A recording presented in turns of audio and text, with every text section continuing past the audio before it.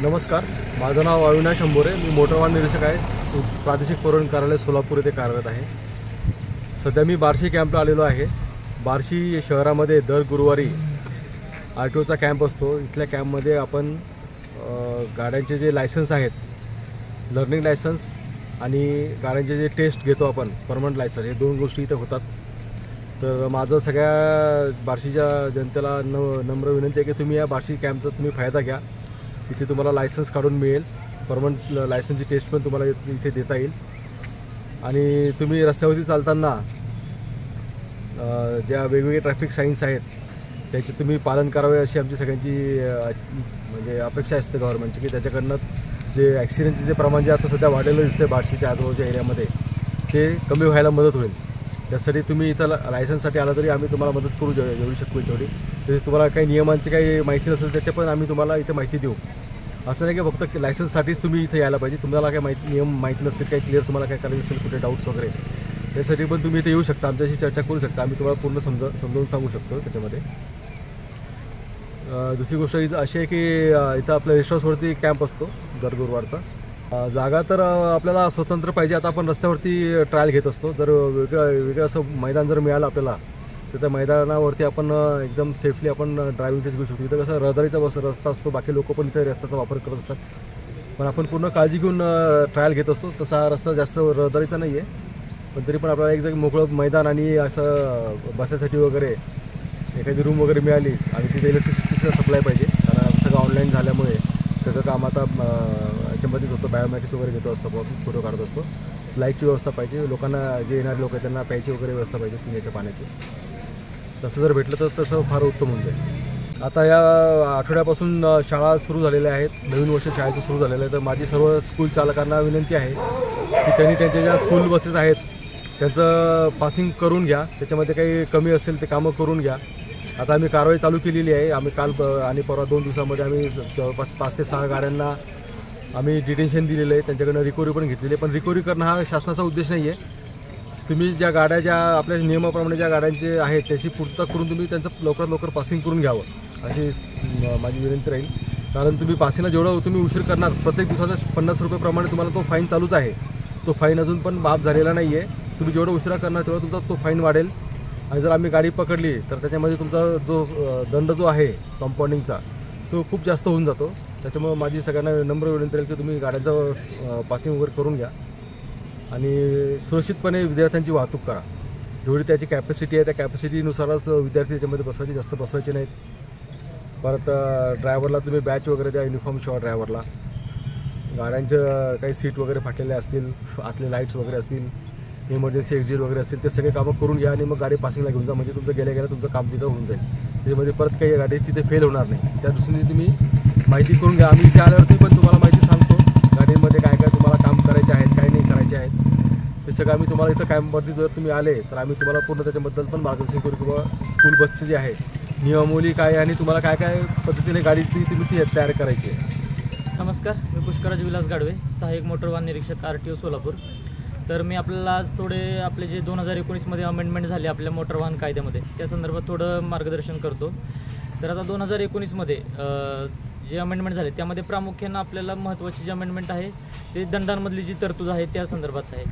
तर 2019मध्ये अमेंडमेंट झाले त्यामध्ये जेव्हा आपल्याकडे लायसन्स नसेल तर चालकाला 5,000 रुपये आणि मालकाला 5,000 रुपये अशा 10,000 रुपयाचा फाईन आपल्याला लागू शकतो आपण विदाऊट लायसन्स जर वाहन चालवताना आढळल्यास.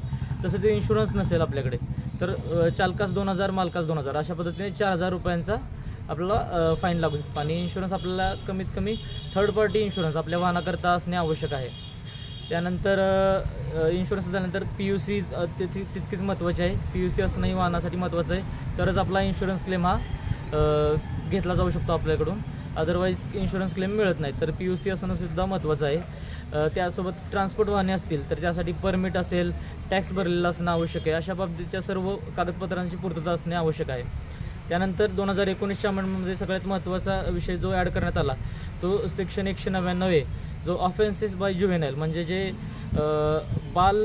जे 18 वर्षांखालील जे वाहन चालवणारे व्यक्ती आहेत किंवा मुलं म्हणता येईल आपल्याला, त्यांनी जर वाहन चालवताना आढळले तर त्यांना 25,000 रुपयांपर्यंतचा फाईन, त्यांच्या पालकांना जवळपास 3 वर्षांपर्यंतची जेल होऊ शकते. तसेच त्यांच्या वाहनाचे रजिस्ट्रेशन कॅन्सल होऊ शकतं आणि त्यांना पुढे 25 वर्षांपर्यंत लायसन्स मिळत नाही. अशा पद्धतीची कठोर शिक्षा त्यांच्यासाठी आपल्या कायद्यामध्ये करण्यात आली आहे. तरी माझं सर्वांना आव्हान राहील की सर्वांनी 18 वर्षांच्या खाली असेल त्यांनी तर वाहन चालूच नाही. तसेच 18 वर्षांच्या वरील जे असतील त्यांनी आपलं लायसन्स काढावं व योग्यरित्या लायसन्स अनुज्ञप्ती मिळाल्यानंतरच आपण वाहन चालवावं. आणि वाहन चालवताना रस्त्यावरील जे काही नियम आहेत, जे काही आपल्याला नेमून दिलेले नियम आहेत मोटार वाहन कायद्याअंतर्गत, त्या सर्वांचे पालन करतच वाहनं चालवावे. धन्यवाद. विद्यार्थी हां, त्यानंतर आता स्कूल बसच्या संदर्भात आज बरेच नियम कठोर करण्यात आलेले आहेत. तर स्कूल बस म्हणजे जे विद्यार्थ्यांची वाहतूक करण्यासाठी ज्या बसेस आहेत आपल्या शाळांना देण्यात आलेल्या आहेत, तर त्यांच्यासाठी जे परमिट आवश्यक आहे, जे टॅक्स आहे, इन्शुरन्स आहे, PUC, तसेच फिटनेस, या गोष्टी खूप महत्त्वाच्या आहेत. तसेच स्कूल बसमध्ये जर म्हणजे मुली प्रवास करत असतील स्कूल बसमधून, तर त्यामध्ये लेडी अटेंडंट असणं महत्त्वाचं आहे. अशा पद्धतीचे बरेच कठोर नियम आत्ता करण्यात आले आहेत आणि या सर्व कागदपत्रांची पूर्तता असणे आवश्यक असल्याने स्कूल बसमध्ये पण आपण एक 15 दिवसांपूर्वी नोटीस काढली होती की आता स्कूल सुरू होत आहेत, तर सर्व वाहनांनी, ज्या स्कूल बसेस आहेत त्यांनी आपलं वाहनांचं पासिंग करून घेणे, आपल्या वाहनांची सर्व कागदपत्रांची पूर्तता करून घेणे आणि स्कूल बस सुरू झाल्यानंतर आता कारवाई सुरू करण्यात आलेली आहे. बऱ्याचशा स्कूल बसेसवर कारवाई सुरू करण्यात आलेली आहे.